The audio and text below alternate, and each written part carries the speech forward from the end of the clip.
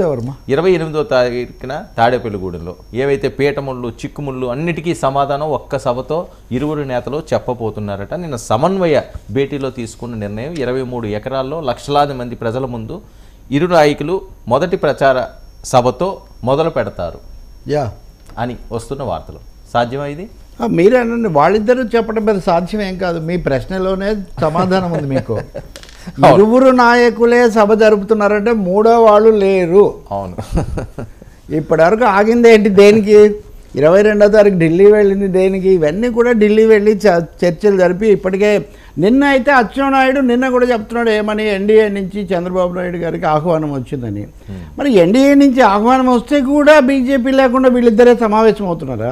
మాటల మధ్యలో పొంతన కూడా లేని పరిస్థితి. ఎందుకు బీజేపీ దగ్గర అంత పాకులాట జరుగుతుందని అది ఒక విషయం అయితే, వీళ్ళిద్దరే సభ పెట్టడం ద్వారా బీజేపీతో మాకు ఇంకా తేలలేదు అని స్పష్టమైపోయింది. భీమవరంలో అది వరకు పవన్ కళ్యాణ్ చెప్పినట్టు నేను చివాట్లు తింటున్నాను, నేను అక్కడ ఎంబరాస్ అవుతున్నాను, ఇవన్నీ ఆయన ఇచ్చిన సింబల్ ఒకటైతే, సిగ్నల్ ఒకటైతే, నిన్న స్వయంగా ఇంకా ఇద్దరు నాయకులు కూడా కూర్చున్నాక మన ఇద్దరం కలిసి మీటింగ్ పెట్టుకుందామని, అండ్ మీరు చెప్పినట్టుగా రాజ్నాథ్ సింగ్తో పురంధేశ్వరి గారు వేరు మీటింగ్ పెడుతున్నారు. అంటే రెండు కుంపట్లు విడివిడిగా ఒకటే చోట కొంచెం ఇంచుమించుగా జరుగుతున్నాయి అంటే చాలా స్పష్టంగా వీళ్ళ మధ్య పొత్తు అనేది ముందుకు నడవలేదు.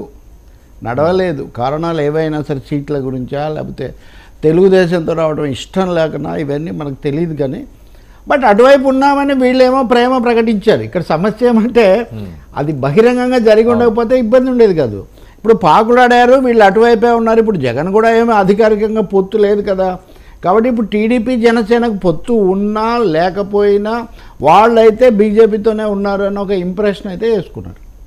ఇంకా మూడో క్రూషియల్ క్వశ్చన్ మీరు వేసింది, పవన్ కళ్యాణ్ ఆ సభకి వెళ్తారా, ఈ సభకి వెళ్తారా అని. అలాంటివన్నీ ఆయన మీద మళ్ళీ అదొక సమస్య. సినిమాల్లో లాగా రకరకాల పరిష్కారాలు కూడా ఉండొచ్చు. ఆయన తెలుగుదేశంతో అయితే ముడివేసుకున్నారు. ఆయన అసెంబ్లీలోకి వెళ్ళాలంటే టీడీపీతో ఉండాలి. కాబట్టి టీడీపీతో తప్పకుండా ఉంటారు. అక్కడ కూడా ఏదో విధమైన సంఘీభావమో ఇంకోటి చెప్పొచ్చు. లేకపోతే బీజేపీ ఆ సమస్యకు పరిష్కారం ఇప్పటివరకు చూపించింది కదా, మీరు మా సభ మేము పిలవలేదు ఈ పద్ధతిలో. కాబట్టి బీజేపీ కూడా పవన్ కళ్యాణ్ను కాపాడడానికి కొంచెం ఎత్తుగడ వ్యూహం మార్చవచ్చు. ఏదేమైనా కానీ చంద్రబాబు నాయుడు ఆయన బలపరిచే శిబిరము మీడియా చేసిన హడావుడైతే ఇప్పటికీ భగ్నమైనట్టే కనిపిస్తుంది. సార్, రెండు సభలకి ఒకవేళ ఈయన వెళ్తే ఎలాంటి కన్ఫ్యూజన్ ఉంటుందండి? ఎవరికి కన్ఫ్యూజను? పార్టీ నేత ఎందుకు కన్ఫ్యూజన్? ఆయన ముందు నుంచి స్పష్టంగా ఎన్డీఏలో ఉంటూనే తెలుగుదేశం దగ్గరికి వస్తున్నాడు, వీళ్ళ తరఫున అక్కడ చివాట్లు తింటున్నాడు, వాళ్ళ తరఫున మళ్ళీ ఈయన దగ్గర సేవ చేస్తున్నాడు. అందుకని ఉభయలకు సేవ చేయడానికి నేను సిద్ధంగా ఉన్నానని ఉభయ కవిమిత్రుడు అంటాడు మన తిక్కన సోమయాజిని. ఉభయ కవిమిత్రుడు అని ఉంటారు మనకు. అట్లాగే ఈ ఉభయ పక్ష మిత్ర ఇక్కడ ఎవరు పవన్ కళ్యాణ్ అందరికీ కూడా కన్ఫ్యూజన్ ఉండదంటారు. ఒక పక్క బీజేపీ కన్ఫ్యూజన్ ఇప్పుడు లేదనా? ఇప్పుడు కన్ఫ్యూజన్ లేదా? బీజేపీ ఇప్పుడు కన్ఫ్యూజన్ లేదా? పెద్ద పెద్ద హెడ్డింగ్లు ఇచ్చి స్క్రోలింగ్లు ఇచ్చి అయిపోయింది, ఇదిగో స్పెషల్ ఫ్లైట్ వేశారు, అక్కడ దిగారు, ఇవన్నీ కూడా చెప్పిన తర్వాత చంద్రబాబు నిన్న కూడా అచ్చెన్నాయుడు గారు ఎన్డీఏ నుంచి మాకు ఆహ్వానం అందింది అంటే, ఎన్డీఏ నుంచి మీకు ఆహ్వానం అందుంటే మీరు ఇక్కడ ఎందుకు ఆహ్వానించలేదు వాళ్ళను? నేను పొంతన లేని విషయాలు. నేను అచ్చెన్నాయుడు ఏం అంటలేదు. నేనైతే వ్యక్తిగతంగా తెలుగుదేశం వెళ్ళి బీజేపీతో కలవాలని నేను కోరుకోను కూడా, మామూలు వ్యక్తిగతంగా. అది కాదు కదా ఇక్కడ సమస్య. మీ ముందున్న ఒక ఫ్యాక్ట్ ఏంటంటే మీరు అంటున్నారు మాకు ఆహ్వానం ఉంది అన్నది. ఎందుకు చెప్తున్నారు? ఆహ్వానం ఇచ్చిన వాళ్ళు చెప్తారా, పుచ్చుకున్న వాళ్ళు చెప్తారా? ఎప్పుడైనా గౌరవం ఏది గౌరవం? మిమ్మల్ని నేను పిలిస్తే రవి గారు నన్ను పిలిచారని మీరు చెప్పుకోరు కదా. నేను వర్మ గారిని పిలిచాను, ఆయన కూడా వస్తారు, ఆయన సగౌరవంగా నేను చెప్తాను, ఆహ్వానిస్తాను. కాబట్టి ఇక్కడ ఇది ఒక పరువు తక్కువ వ్యవహారము, బరువు మోత వ్యవహారం అలా ఉంచుదాం. పరువు తక్కువ వ్యవహారం కూడా చేస్తున్నారు. ఇంకా అది చివాట్లు తింటున్నాను అన్నప్పుడు అది స్పష్టమైపోయింది కదా. చివాట్లు తింటున్నాను అయినా కానీ గరల కంఠుడిలాగా విషయాన్ని మింగి నేను కష్టపడుతున్నాను అని ఆయన అన్నారు. ఇప్పుడు ఆయన అన్నదానికి ఆచరణ రూపం, ప్రాక్టికల్ షేప్ మీరు తాడేపల్లిగూడెం సభలో చూస్తున్నారు. కాకపోతే తాడేపల్లిగూడెంలో పెట్టడం ద్వారా ఇటు ఆ సీట్లో ఉదాహరణకు ప్రజారాజ్యం గెలిచింది, మిగతా చోట్లంతా ఇదైనా కానీ. ఆ తర్వాత ఆయన బీజేపీలోకి వెళ్ళాడు, దేవాలయాల మంత్రి అయ్యి అనేక సమస్యలు ఆరోపణలు ఇవన్నీ కూడా వచ్చాయి. ఇప్పుడు ఆయనే మళ్ళీ ఆ నియోజకవర్గం నుంచే కదా ఇప్పుడు దేవాదాయ శాఖ మంత్రిగా కూడా ఉన్నారు. అదేదో కొంచెం దేవుడికి తాడేపల్లిగూడెనికి కొంచెం ఉన్నట్టుగా ఉంది. కాబట్టి అక్కడ సభ పెడుతున్నారు, ఒక విధంగా సిగ్నల్ ఇస్తున్నారు, మేము ముందుకు పోతాము మీరు రాకపోయినా అని. బీజేపీ కూడా మేము మీటింగ్ పెట్టుకుంటాం మాకేం లేదని వాళ్ళు చెప్తున్నారు. సో ఏదన్నా జరగవచ్చు 24 గంటల్లో 27కి 28 ఈ సభల్లో. ఈ సభల్లో ఏం జరుగుతుంది అనుకోండి, ఈ సభలు అయితే విడిగానే జరుగుతాయి. బీజేపీ బాగా టైం తీసుకొని చివరికి బాబుని బాగా నొక్కి నొక్కి నొక్కి ఆ తర్వాత ఏమైనా ఒప్పుకుంటే ఒప్పుకోవచ్చు చివరి దశలో. అంతవరకు సాధ్యమే అది. సార్, ఒకే వేదికపై వీళ్ళు రావడమే కాకుండా ముద్రగడ కూడా ఆ వేదిక వచ్చే అవకాశం ఉంటుంది అని చెప్పి కొంతమంది జనసేన నాయకులు బహిరంగంగానే మాట్లాడుతున్న అంశం. ముద్రగడ దానికి కూడా క్లియర్ అవుతుంది, అందుకనే వెయిట్ చేశారు. చాలా గౌరవపూర్వకంగా ఆయన తీసుకొస్తే ఆ సామాజిక వర్గానికి 2 జిల్లాల్లో వర్కౌట్ అవుతుంది అన్న ఆలోచనతో చేశారని. ముద్రగడ గురించి మీరు చెప్తున్న నాయకుడు మిత్రుడు చాలాసార్లు చెప్పారు, ఆయన చాలా కష్టపడ్డారు, అటువైపు ఉన్న ప్రయత్నం చేశారు. కానీ ఆయన ఇప్పటికీ ఇంకా మైండ్ సెట్ చేసుకున్నట్టు కనపడదు, ఒక నిర్ణయానికి వచ్చినట్టు కనపడదు. కనపడి ఉంటే డిఫరెంట్గా ఉండేది. చంద్రబాబుతో ఒక వేదిక ముద్రగడ పంచుకుంటాడా అనేది నాకు ఇప్పటికి కూడా సందేహమే, ఒకవేళ బలపరచడానికి ఒప్పుకుంటే కూడా. ఇంకోటి ఇక్కడ క్యాస్ట్ ఈక్వేషన్స్, క్యాస్ట్ కాన్ఫ్లిక్ట్స్ రెండు ఒక కొత్త రూపం తీసుకుంటాయి. ముద్రగడ వేరు, హరిరామజోగయ్య వేరు, ఈ తేడా కూడా మనం చాలాసార్లు చెప్పుకున్నాం. అలాగే వైసీపీ వివిధ పార్టీలతో ముద్రగడకు ఉన్న సంబంధాలు వేరు, అక్కడ వేరు. కాబట్టి ఆయన తప్పనిసరిగా తను బయటికి రావద్దని కూడా అనుకోవచ్చు. ఆయన ఆప్షన్స్ అని మనం ఎలా చెప్పగలుగుతాం? ఇప్పుడు వాళ్ళ అబ్బాయి ఆ పార్టీ వైపు, ఆ శిబిరం వైపు వెళ్ళినా తను కొంత ఆశీర్వాదాల వరకు తను ఆగొచ్చు. ఆయన చాలాసార్లు తన దీక్షలు, తన సభలు అన్ని కిర్లంపూడిలోనే చేస్తారు కదా. ఇప్పుడు కూడా కిర్లంపూడి పొలిమేరలు దాటకుండానే ఆయన తన రాజకీయాన్ని పరిమితం చేసుకోవచ్చు. ఆయన ఈ సభలోకి వచ్చి చెప్పి తీరుతారా అన్నది నేను అప్పుడే చెప్పలేను, ఎందుకంటే ఆయనది కొంచెం కాంప్లికేటెడ్, అంటే సంక్లిష్టమైన ఎత్తుగడలు మనస్తత్వం ఆయనకు ఉంది కాబట్టి. రెండోది బీజేపీ కూడా సభ పెడుతూ ఉంది, బీజేపీ కూడా రమ్మని పిలుస్తూ ఉంది. కొంతకాలం బీజేపీలో గతంలో ఆయన ఉన్నారు, అందుకని ముద్రగడ మీద ఎక్కువగా ఒకటి ఇప్పటివరకు చాలా భారీగా చెప్పిన జోస్యాలు ఏవి నిజం కాలేదు. అటువంటిప్పుడు జోస్యాలు హాస్యాల కంటే ఆయనకే వదిలేయటం చాలా మంచిది, భాష్యాలు కూడా అనవసరం. అవును, ఇట్స్ ఏ పెట్టి కాంప్లికేటెడ్ సిచ్యుయేషన్. మీరు అన్న గందరగోళము మీకు నాకు కార్యకర్తల కంటే ఉంటే ముద్రగడకు ఉండదా? అవును, మనం ఎంత కమిట్ కావాలి, ఎంతవరకు మనం స్టెప్ వేయాలి అన్న ఆలోచన సీనియర్ నాయకులు వాళ్ళందరూ చేసుకోరా? వాళ్ళని కలిసే జనాలు, కార్యకర్తలు, అభిమానులు లేదా సామాజిక వర్గం వాళ్ళు చెప్పరా? కాబట్టి అటువంటిప్పుడు వెయిట్ అండ్ వాచ్ అప్రోచ్ తీసుకునే అవకాశం చాలా ఉంది. అది దానికోసమే పవన్ కళ్యాణ్ మొన్న భీమవరం సభలో ఈ క్యాంపుకి ఏమీ ఆశాజనకంగా ఏం మాట్లాడలేదు. ఆయన ప్లీజ్ జాయిన్ మీ అనేది వరకు రిక్వెస్ట్ చేసిన పవన్ కళ్యాణ్ మొన్న నేను ఒకరి కోసమే పార్టీ పెట్టలేదు అది ఇది అన్నారు. మీరు చంద్రబాబు కోసమే పెట్టారని వైసీపీ వాళ్ళేమో ఎగతాళి చేస్తుంటే ఆయన నేను పలానా వాళ్ళ కోసమే పెట్టలేదు అని చెప్పడం ద్వారా కొంచెం కాన్ఫ్లిక్టింగ్ సిగ్నల్స్ ఇచ్చారు ఆయన. అందుకని బహుశా మీకు ఎప్పుడు మన 99 టీవీలో మాట్లాడుతూ ఉంటారు కదా ఆయన, బొలిశెట్టి శ్రీనివాస్, ఆయన టచ్లోనే ఉన్నట్టున్నారు. చూడాలి మరి తర్వాత ఏమవుతుంది. ఆయనకు ఆశాభావం ఉండొచ్చు, ఎందుకంటే ఆయన ప్రయత్నం చేస్తున్నారు కాబట్టి. రెండోది ఆయన పోటీ చేస్తానని ప్రకటించారు కాబట్టి ఆయనకు ఉండొచ్చు. కానీ ముద్రగడ మట్టుకు ఆచితూచి అడుగేస్తారు. తాడేపల్లిగూడెం అంత తొందరగా ఆయన నిర్ణయానికి రాకపోవచ్చు అనుకుంటున్నాను. వస్తే ఓకే, జనసేనకి అది అనుకూలమే, ఒక స్టెప్ వేసినట్టు అవుతుంది. ఎందుకంటే హరిరామజోగయ్య నేను లేఖలు రాస్తాను, చెప్తాను, కానీ అవన్నీ చేయలేకపోతే కూడా నేను అర్థం చేసుకుంటానని ఆయన చెప్తున్నారు. కాబట్టి అంటే నా లేఖలు మరీ సీరియస్గా తీసుకోకండి, అవి ఏదో వ్యూహం కోసం రాస్తుంటాను అని అన్నారు. కాబట్టి హరిరామజోగయ్యని విన్ ఓవర్ చేశారు. ముద్రగడ పద్మనాభం కూడా ఒకవేళ నిజంగా వస్తే అది ఒక బ్రేక్ త్రూ అవుతుంది జనసేనకు. కానీ బీజేపీ దగ్గర బ్రేక్ త్రూ వస్తుందా లేదనేది బిగ్ క్వశ్చన్.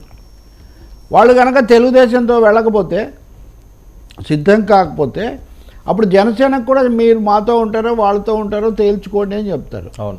లేదంటే ఒక థర్డ్ వే, మూడో మార్గం ఒకటి ఉంది. ఉదాహరణకు డిఎంకే లేకపోతే చంద్రబాబు మీరు ఎన్టీఆర్ అట్లా ఉన్నప్పుడు కమ్యూనిస్టులు వీళ్ళతో మాత్రమే పొత్తులో ఉండేవాళ్ళు. వీళ్ళు అక్కడ వెళ్ళి బీజేపీతోనో లేకపోతే డిఎంకే ఏ ముస్లిం లీగ్తోనో వాళ్ళు పొత్తు పెట్టుకునేవాళ్ళు, వీళ్ళకేం సంబంధం ఉండేది కాదు. అలాగే కాంగ్రెస్ టీఆర్ఎస్ పెట్టుకున్నప్పుడు సిపిఎంకు టీఆర్ఎస్కి ఏం సంబంధం లేదు, వాళ్ళు ఒకరి మీద ఒకరు పోటీ చేసుకున్నారు కూడా. పవన్ కళ్యాణ్ అట్లా ఉభయతారకమైన ఒప్పందం కూడా చేసుకోవచ్చు ఒకవేళ ఒప్పుకుంటే.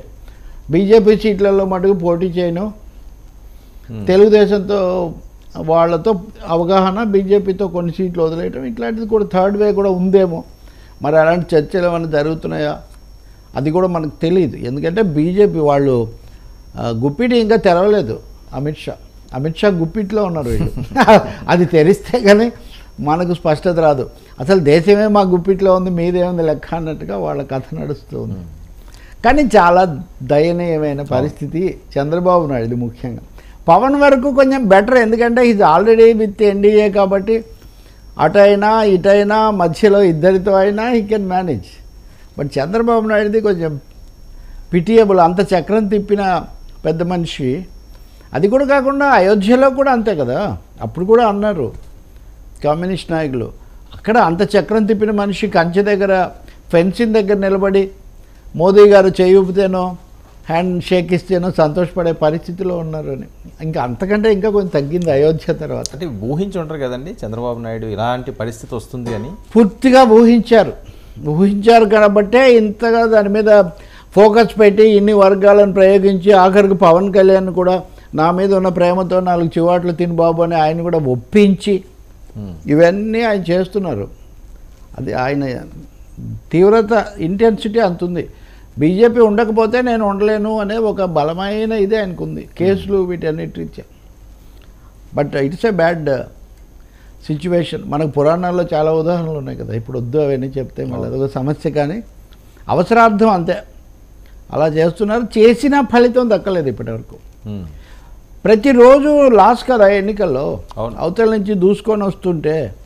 ఇంకోటి అక్కడ బలహీనపడుతున్న కొద్దీ జనసేనలో రెసిస్టెన్స్ పెరుగుతుంటుంది.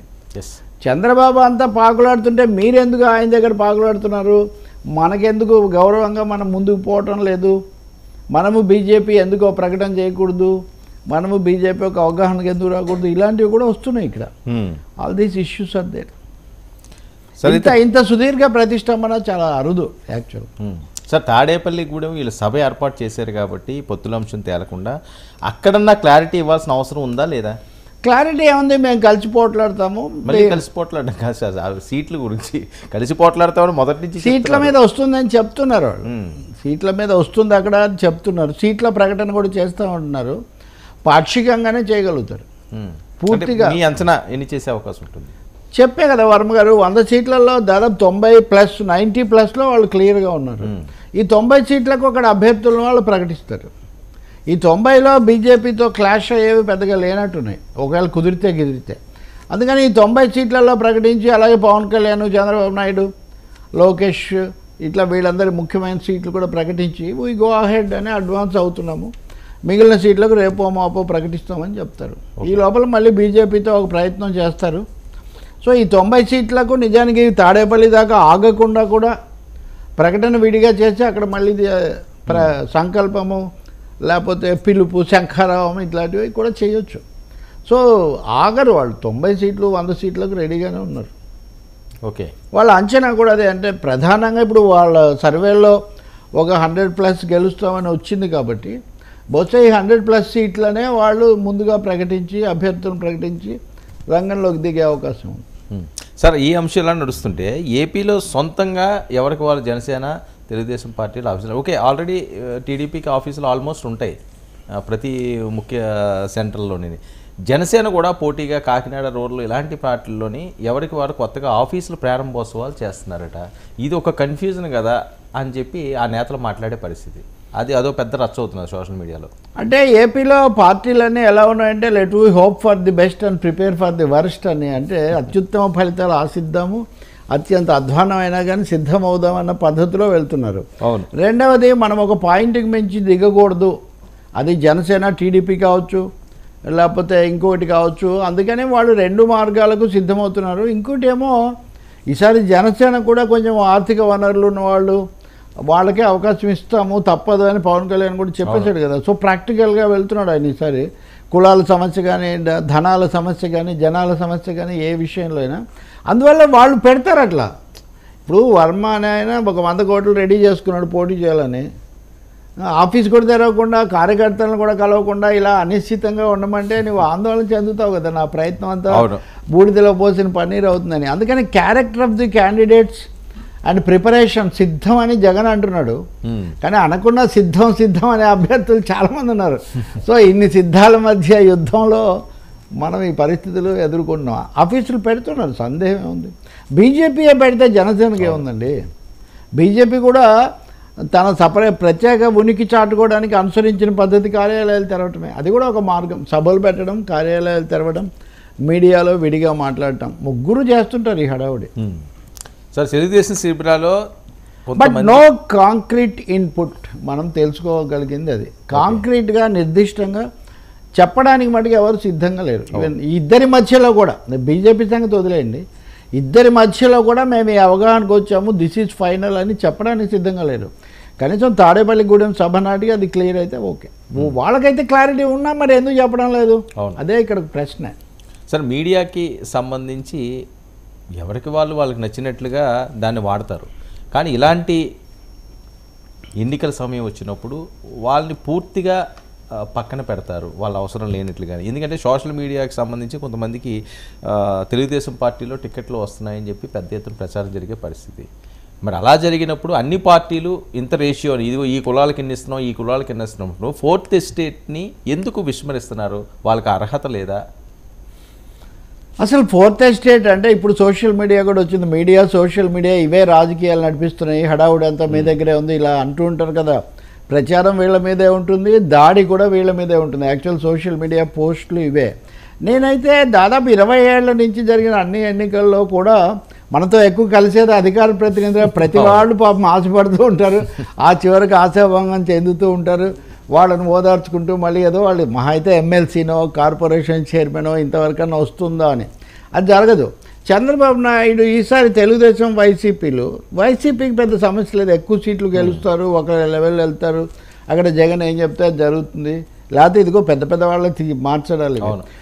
టీడీపీ ఈసారి సోషల్ మీడియా మీద చాలా ఎక్కువగా ఆధారపడింది. నిజం చెప్పాలంటే ఆ పార్టీ తరఫున అంతకుముందు మాతో చర్చించడానికి మండ వెంకటేశ్వరరావు, కోడెల శివప్రసాద్, ఒకరు కాదు చాలా పెద్ద ఎమ్మెల్యేలు, కొన్ని చాలాసార్లు మంత్రులు కూడా వచ్చేవాళ్ళు కాంగ్రెస్ తరఫున కూడా. అంబటి రాంబాబు కూడా ఇప్పుడు. కానీ టీడీపీకి అనేక కారణాల వల్ల రెండు పార్టీల తరఫున పెద్ద నాయకులు కాకుండా సోషల్ మీడియా ఫేసెస్ కొన్ని తయారు చేసి వీళ్ళు వచ్చి ఒకరితో ఒకరు దాదాపు ఘర్షణ పడే వాతావరణం. మీ దగ్గర కూడా ఇప్పుడు 7 గంటలకు చర్చ వస్తే అది మీరు చాలాసార్లు లైవ్ ఆపేస్తుంటారు కదా, అప్పుడప్పుడు చాలాసార్లు కాబట్టి ఆ స్థాయికి వచ్చింది. సో వీళ్ళు మాకు సీట్లు వస్తాయి, మేము పోటీ చేయాలని వీళ్ళు ఆశిస్తున్నారు. ఇప్పుడు నా దృష్టికి అయితే నిజంగా నిన్న ఒక జనసేన నాయకుడు చెప్తున్నాడు, చంద్రబాబు నాయుడు గారు సోషల్ మీడియాలో ఒకరికో టికెట్ ఇస్తున్నట్టు మాకు తెలుస్తుంది. మరి మా నాయకుడు మా జనసేన అని ఆ అంశం గుర్తుపెట్టుకుంటాడో లేదో మాకు కొంచెం ఆందోళనగా ఉంది. ఇంతవరకు అలాంటి పేర్లు ఏమి రావడం లేదు. శివశంకర్ వరకు ఎక్కడ పోటీ చేస్తున్నారు, అది పెందుర్తి అనుకుంటా. శివశంకర్ మీడియాకి సంబంధం లేదు కరెక్టే. మీడియా ఫేస్ మీడియా ఫేస్ నేను అంటుంది, మీడియా ఫేసెస్ అట్లా ఇంకా కొంతమంది కన్నా ఇస్తే తప్ప, లేకపోతే జనసేన మిగతా వాళ్ళకంటే ఎక్కువగా సోషల్ మీడియా మీద ఆధారపడి ఉంది కాబట్టి వ్యూస్ ఇవన్నీ కూడా పవన్ కళ్యాణ్కు నిజానికి 2019లో వర్మ ఎవరు ఇప్పుడు తెలుగుదేశం మీడియా వాళ్ళు ఎవరు పవన్ కళ్యాణ్కి ఇచ్చేవాళ్ళు కాదు పబ్లిసిటీ. నిజానికి నెగిటివ్. ఆయన మీద స్టోరీ చేయించడం కోసము, దుమారం కోసము ప్రయత్నాలు జరగడం కూడా నాకు తెలుసు. అంతకు మించి నేను ఇప్పుడు షేర్ చేసుకోలేదు. నేను ఇప్పుడు కామెంట్ చేసేవాడిని. వీళ్ళు ఏమంటుంటారంటే మీరు పవన్ కళ్యాణ్ వామపక్షాలతో ఉన్నాడు కాబట్టి అప్పుడు బలపరిచారు, ఇప్పుడు అదేం మనకేం లేదు, ఎవరికి నచ్చిన వాళ్ళతో వాళ్ళు ఉంటారు.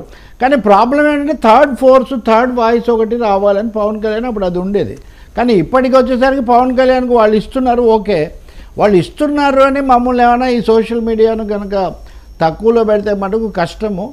మీడియా వాయిసెస్కు, మీడియా ఫేసెస్కు కూడా రిప్రజెంటేషన్ కావాలి. ఆ విషయం పవన్ కళ్యాణ్ దృష్టిలో ఉందా లేదా? ఎందుకంటే బయటకు వస్తున్న పేర్లలో అవి లేవు. తెలుగుదేశం తరఫున 2-3 పేర్లు వచ్చాయి. నేను మళ్ళీ ఎందుకు వాళ్ళ కామెంట్స్ ఇవన్నీ, కానీ ఒక 2-3 పేర్లు వచ్చాయి. లేకపోతే కొలికిపూడి శ్రీనివాసరావు లాంటి వాళ్ళు ఏ సీట్ అనేది కొంచెం అటు ఇటు అది ఉంది. అంతకుముందు ఒక ఆయనేమో ఎక్కువగా కనిపించిన ఆయన వేరే పార్టీ పెట్టుకున్నారు, మళ్ళీ అటు వెళ్ళి మళ్ళీ ఇటు మాట్లాడుతున్నారు. Let me not name him.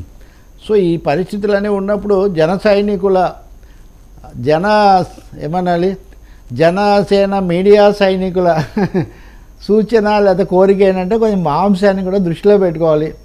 ఈ త్యాగాలు భారాలు చివాట్లు ఎక్కువ మేము తిన్నాం మీకోసం, అవును, కాబట్టి మమ్మల్ని కూడా ఓ చూపు చూడండి సార్ అంటున్నారు అనమాట. కానీ ఈసారి ఆ ఛాన్స్ చాలా తక్కువేమో కదండి ఇప్పుడున్న పరిస్థితుల్లో. ఈయనకి వచ్చిన అంటే ఉన్న దాంట్లో మీరు మాకు ఇస్తేనే పార్టీ గట్టిగా మీ తరఫున మాట్లాడేది వాయిస్ చేసేది మేమే, కాబట్టి కొంతమందికైనా అది ఇవ్వకపోతే మటుకు అసంతృప్తి.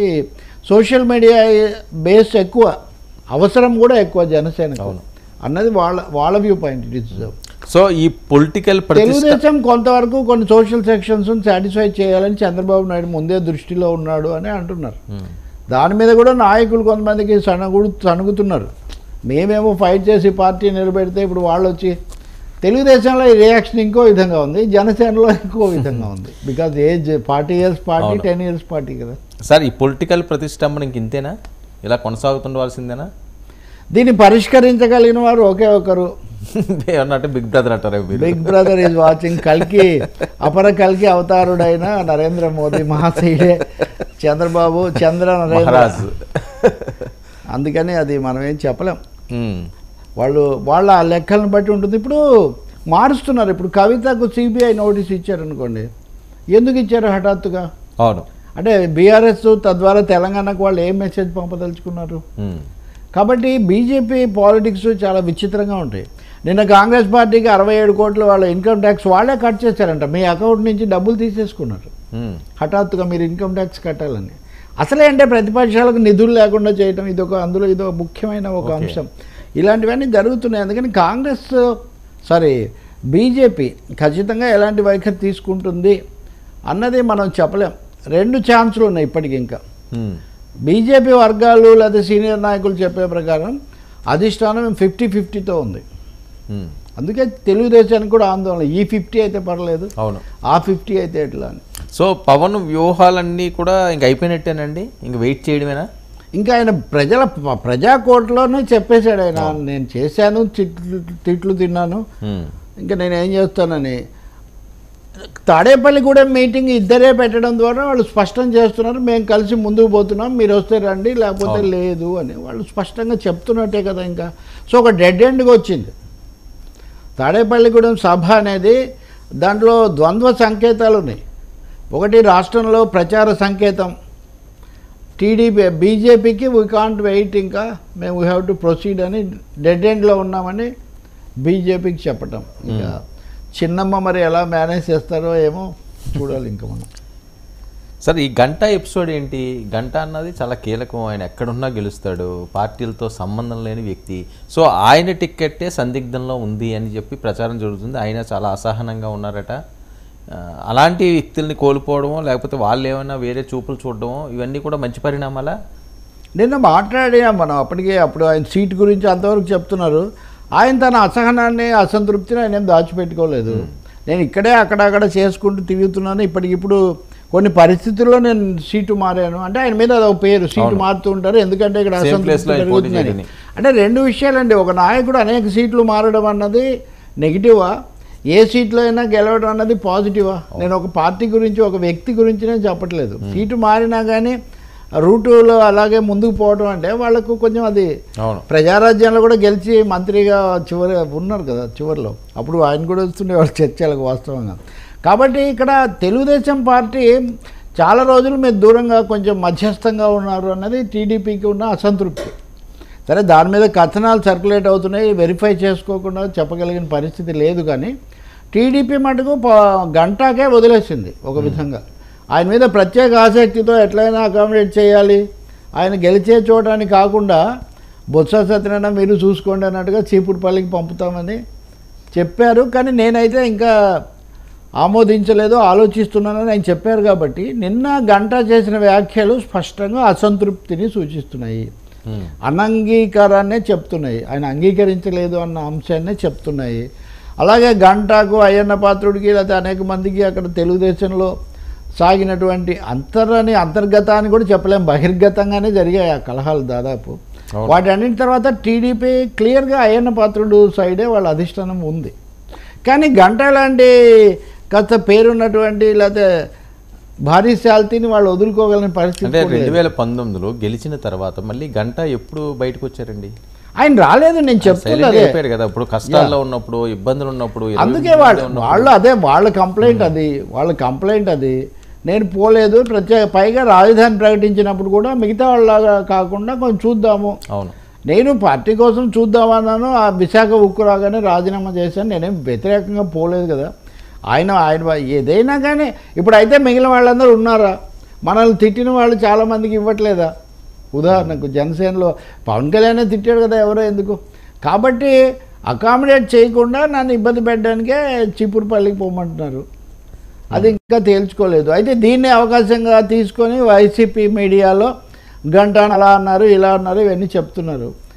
మీకు గుర్తుంటే కనుక గంట ఒక దశలో ఈ కాపునాడు వీటికి కూడా కొంచెం ప్యాటర్న్గా ఉండి ఆ సభ కూడా చేయడానికి కూడా ఒక ప్రయత్నం చేశారు. సో నాట్ జస్ట్ టీడీపీ, జనసేనకు కూడా ఆయన కొంచెం వెన్నుదన్నుగా ఉండి కొంచెం మోరల్ సపోర్ట్ ఇచ్చి అక్కడ మీటింగ్ అది తీరా పవన్ కళ్యాణ్ పోలేదు అనుకోండి అక్కడికి. చిరంజీవి కూడా అందరు వస్తారన్నా రాలేదు.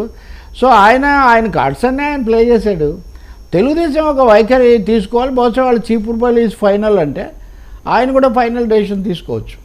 అంటే సంబంధం లేని జిల్లాకి వెళ్ళి ఈరోజు నిలబడడం అంతే కదా. సంబంధం లేని జిల్లాకి వెళ్ళి అక్కడ స్ట్రాంగ్ మ్యాన్, స్ట్రాంగ్ లీడర్ ఎప్పటి నుంచో ఉన్న బొత్సతో తలపడటము. అంటే ఎందుకంటారు పొమ్మలేక పొగపెట్టడమా? అది పొమ్మలేక పొగపెట్టడం క్వశ్చన్ అండి. పొమ్మలేక పొగపెట్టడం. రెండవది మీరే చూసుకోండి, మేమైతే ఇంతకంటే మీకు ఏం చేయలేమని చెప్పడము, అంతకంటే ఇంకేం లేదు. పైగా బయట ఇలాంటి ప్రచారాలు జరుగుతున్నప్పుడు ఒక పార్టీ వాటిని ఖండిస్తారు కదా సహజంగా. అవును. ఇప్పుడు ఉదాహరణకు ఈరోజు మీడియాలో ఆయన మీద చాలా స్టోరీస్ వచ్చాయి. వాటితో అది పార్టీ డిఫర్ అవుతుంది కదా, ఇలా జరగలేదు ఇవన్నీ కథలని. సో వీఆర్ విత్ హిమ్ అనే మెసేజ్ ఇవ్వడానికి సిద్ధపడలేదు. ఇంకోటేమో ఆంతరంగికంగా తెలుగుదేశంలో ఇతర నాయకులు కొంతమంది ఆయన ప్రత్యర్థులు ఈ నెగిటివ్ ప్రచారానికి అనుకూలంగా మాట్లాడుతున్నారు. వాళ్ళు నిజమే, ఆయన ఏం చేశాడు, అసలు ఆయనకి ఎందుకు ఇవ్వాలి, ఇలా కొంతమంది ఉన్నారండి. ఇప్పుడు అమరావతిలో ఆ సమస్యలో ఒక మాజీ మంత్రి ఉన్నాడు. ఆ మాజీ మంత్రి నియోజకవర్గం ఆయన కోసం మేము ఇదంతా చేస్తే వీళ్ళెవ్వరూ బయటికి రాలేదు. ఒక అలక ఉంది తెలుగుదేశం హెడ్ ఆఫీస్లో. అయ్యన్న పాత్రుడు ఇంకా అసలు ఈయన పేరెత్తి ఒప్పుకోడు, ఆయన ఎత్తుకోడు. కంప్లైంట్లు చేసి వాళ్ళు పెట్టుకున్నదే కదా సిట్ దాకా దారి తీసింది. అంటే ఫిర్యాదులు లేవని కూడా నేనేం చెప్పట్లేదు, ఆరోపణలు లేవు, అవన్నీ నిజం కాదని కాదు. అది గ్రంథాలయమో ఇంకోటో లేకపోతే ఐలాండో ఇవన్నీ చర్చలకు దారి తీసిన మాట నిజమే. కానీ క్లారిటీ లేదు, నన్ను పొమ్మలాగా పోగబెడుతున్నారని ఆయన ఫీల్ అవుతుండొచ్చు. అయితే ఇంకా బయట పడలేదు, మనం చూడాలి. అంటే ఈ లీకులు ఎవరు ఇచ్చారు, ఇటు నుంచి ఇచ్చారా అటు నుంచి ఇచ్చారా ఊహాగానల్లా. సరే, ఆయన ఏమన్నా పార్టీ మారే ఛాన్స్ ఉంటుందా? వైసీపీ వాళ్ళు కూడా గంట ఉంటే బాగుంటుంది అని ఆలోచిస్తున్నారు. గతంలో కూడా వచ్చింది, మీకు గుర్తుందో లేదో, గంట పార్టీ మారుతున్నారు, వైసీపీలోకి వెళ్తున్నారు, ఇదిగో జాయినింగ్ అదిగో జాయినింగ్ అని. 2019లో కూడా అండి గంటకు సీట్ ఇవ్వడానికి ఆయన వైసీపీతో ట్రై చేశారు. అప్పుడు వైసీపీ వాళ్ళు గంటకి ఇవ్వడానికి కూడా సిద్ధంగా ఉన్నారు. కానీ ఆయనకు ఒక బ్యాచ్ ఉంది, వాళ్ళందరికీ మేము ఇవ్వలేమన్నారు. ఈయన ఒకరు, జేసీ దివాకర్ రెడ్డి ఒకరు, అసలు ఎవరు ఊహించిన ఒక పెద్ద మనిషి కూడా ట్రై చేశాడు. నా ఎదురుగా మీలాంటి ఒక రిపోర్టర్ని అడిగాడు అనమాట.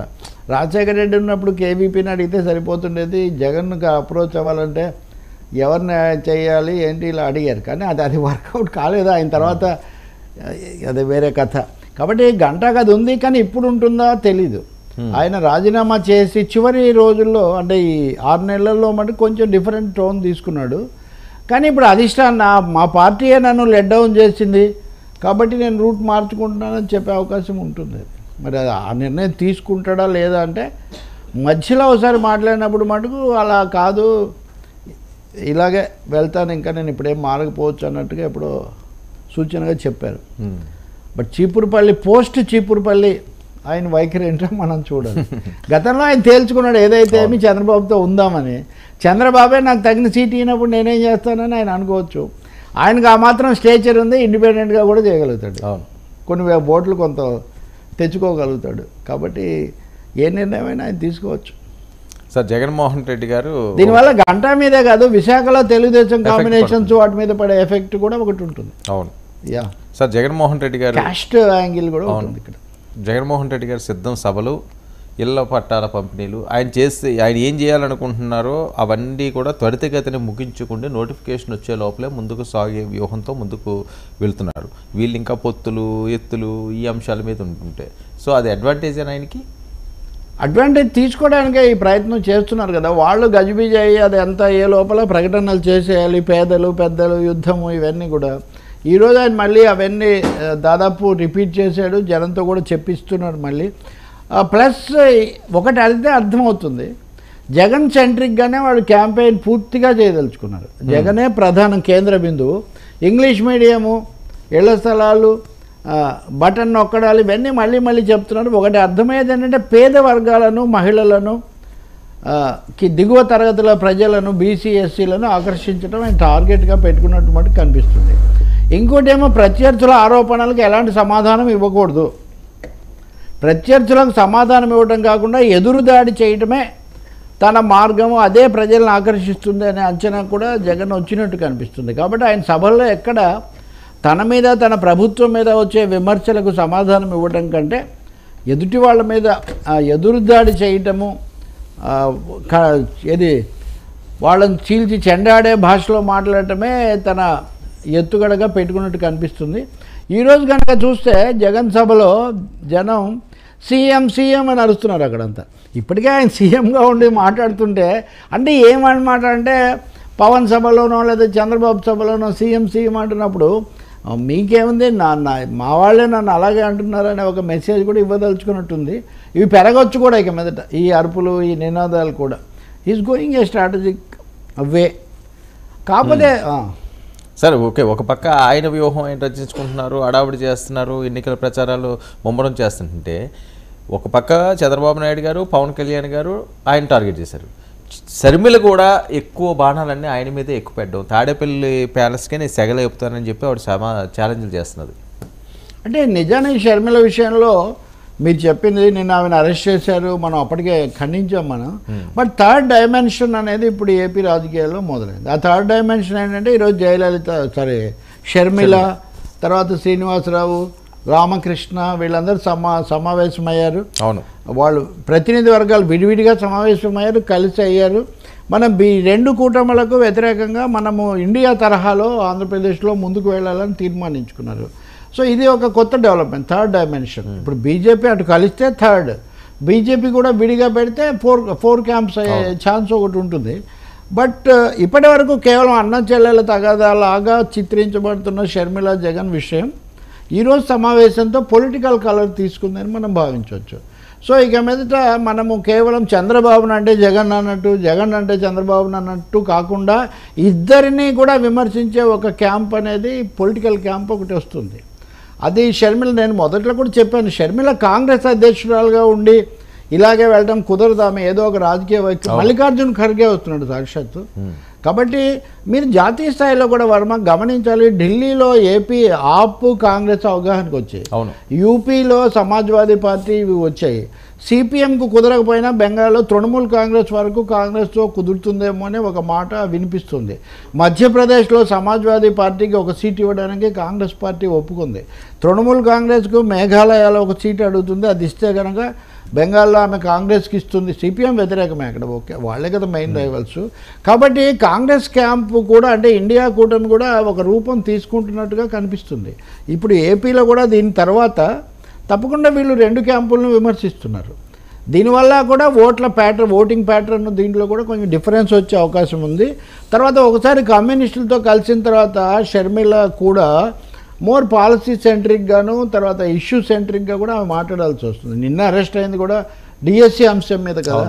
సో తెలుగుదేశం క్యాంపు ఏ కోణంలో షర్మిలను ఒక అస్త్రంగా వాళ్ళు అనుకున్నారో అందుకు భిన్నమైన పొలిటికల్ అట్మాస్ఫియర్ రావటం మటుకు మనం స్వాగతించదగింది. ఆర్కే మీద కూడా షర్మిల కొన్ని కామెంట్స్ చేశారు. ఆర్కే మళ్ళీ వెళ్ళి జగన్తో వైసీపీ క్యాంపులో చేరినప్పటికీ కూడా ఆర్కే నాకు ఎప్పటికీ సన్నిహితుడే, ఆయన ఎలాంటి ఒత్తిళ్లతో వెళ్ళాడో నాకు తెలియదని ఆర్కే పట్ల సాఫ్ట్గా మాట్లాడుతున్నారు. అంటే షర్మిల ఆమె అగ్రెసివ్ అని అనుకున్న వాళ్ళు ఇప్పుడు ఆర్కే విషయంలో జరిగింది కనుక చూస్తే ఆయన అక్కడి నుంచి ఇక్కడికి వచ్చి మళ్ళీ ఇక్కడి నుంచి అక్కడికి పోతే అయినా నాకు సన్నిహితుడే, మా శ్రేయోభిలాషే, ఏవో ఒత్తిళ్ళ వాళ్ళు వెళ్ళారు అంటున్నారు. అలాగే శ్రీనివాసరావు కూడా చెప్పాడు ఉదయం, మేము చర్చించుకొని ముందుకు వెళ్తామని. బహుశా ఒక థర్డ్ క్యాంప్ రావటం అనేది ఏపీలో నాకైతే ముందు రాజకీయ వాతావరణం కావాలి. ఈ తిట్లు కుటుంబాలు ఎప్పుడు ఇవే ఉండే వాతావరణం పోవాలి. అది జరగటం మంచిదే. ఇంకా సీట్లు ఎన్ని వస్తాయి, ఎన్ని వాళ్ళు మాట్లాడుకుంటారో తెలియదు. కానీ వాళ్ళు ఒక 10%, 5% ఓట్లు తీసుకుంటే అది కూడా ఎలక్షన్ అవుట్కమ్ను ప్రభావితం చేస్తుంది. అవును. ఇప్పుడు జగన్ను చెప్పేసి వెంటనే ఇదిగో తారక మంత్రం చంద్రబాబు అన్నట్టు కాకుండా ఇద్దరు కూడా ఇలాగే చేశారు. అమరావతి గురించి కూడా షర్మిల కామెంట్ చేశారు. చంద్రబాబు నాయుడు ఏమో గ్రాఫిక్ క్యాపిటల్ చూపించాడు, అవును, జగన్మోహన్ రెడ్డి ఏమో ఏకంగా 3 క్యాపిటల్స్ అన్నాడు, ఏది లేదని. సో ఇలాంటి ప్రశ్నలన్నీ ప్రత్యేక హోదా ఇవన్నీ ఈ థర్డ్ ఫ్రంట్ ద్వారా ఇండియా లాంటిది, దాని ద్వారా ఇలాంటి అంశాలన్నీ ఒక పక్క థర్డ్ ఫ్రంట్, మరొక పక్క ఈ పొత్తు పార్టీలు ఏంటన్నది ఈ నెలలో తేలాలి. ఇంకా అంతే కదా, సమయం ఎండలు కూడా పెరిగిపోతున్నాయి. అంతే కదా, ఎండల కంటే ఈ వేడి ఎక్కువగా ఉంది. ఎక్కడ ఎవరు కలిసినా, లిఫ్ట్లో కలిసినా, కార్ దగ్గర కలిసినా, సినిమా హాల్లో కలిసినా ఇదే అంశం. దీనికి చంద్రబాబు నాయుడు బీజేపీ పక్కలాట ఒక ముఖ్యమైన కారణం. పవన్ కంటే చంద్రబాబుగా ఎక్కువ ఉంది ఆ విషయంలో. పవన్ నేను మీతో వస్తానని చెప్పేశాడు కదా, పొత్తుకు సిద్ధమైపోయాడు కదా. కానీ ఆయన అట్లా కాదు, మీరు అల్లు నెంబర్కి ఇల్లుడు అన్నట్టుగా మీరు గ్యారంటీగా వాళ్ళని తెస్తేనే అని ఒకటి పెట్టుకొని కూర్చున్నాడు. అందుకనే జరుగుతుంది. వీళ్ళు ఇంత వ్యతిరేకించడం కూడా అందువల్లే. లేదా సిపిఐ రామకృష్ణ కూడా ఇక్కడ కూర్చున్నాడు కదా. అవును. కాబట్టి షర్మిల గారితో సో వేరే అవుతుంది. తెలంగాణలో కూడా జస్ట్ బై నిన్న రాఘవులు మాట్లాడుతున్నారు, అలాగే నారాయణ కూడా మాట్లాడారు. నిన్న ఒక్క సీటు సిపిఐకి ఇస్తే ఇది చాలా అభేద్యంగా ఉంటుంది, తెలంగాణలో అద్భుత విజయం సాధిస్తుంది కాంగ్రెస్ అని ఆయన చెప్పారు. రాఘవులు కూడా బీజేపీని, రేవంత్ రెడ్డి బీజేపీ మీద కూడా ఫోకస్ పెట్టాలి అని ఒక మాట చెప్తూ మేము 2 సీట్లలో పోటీ చేస్తామని వీరభద్రం అన్నారు. అది పొత్తు ఉంటుందా లేదా, కలుపుతారా లేదా అనేది కాంగ్రెస్ ఆలోచించాలి. కానీ బీజేపీ వ్యతిరేకమైన దాన్ని అయితే ఇక్కడ కొనసాగించాల్సిన అవసరం ఉంది. కాంగ్రెస్ కోట్లు వేస్తే మూసీలో వేసినట్టే అంటున్నాడు కిషన్ రెడ్డి, కానీ కిషన్ రెడ్డి మూసీలో పడతాడని రాఘవులుగా కామెంట్ కూడా చేశాడు. అంటే బీజేపీ ఎక్కువ హడావుడి చేస్తుంది ఇక్కడ అని. సో యాంటీ బీజేపీ ఫ్రంట్ అనేది తెలుగు రాష్ట్రాల్లో ఒక కొత్త రూపంలో ముందుకు వస్తుందా అనేది ఎవరు తీసుకెళ్తారు అనేది మనం చూడాలి. అందులో ఇప్పుడు బీఆర్ఎస్ కూడా ఇరకాటంలో పడిపోయింది. కవితకు నోటీస్ ఇచ్చిన తర్వాత బీజేపీ అంత ఏకపక్షంగా వస్తుందని. సో ఇవన్నీ ఎటు దారి తీస్తాయో మనం ఒక కొత్త బీజేపీ డైమెన్షన్ వచ్చింది. ఓకే, అది ఈ రకంగా ఇది ఉంటే సభలో వాళ్ళు నిర్ణయిస్తారు ఏం సీట్లో, మళ్ళీ ఆ పంచాయతీ అది మళ్ళీ ఉంటుంది. అదే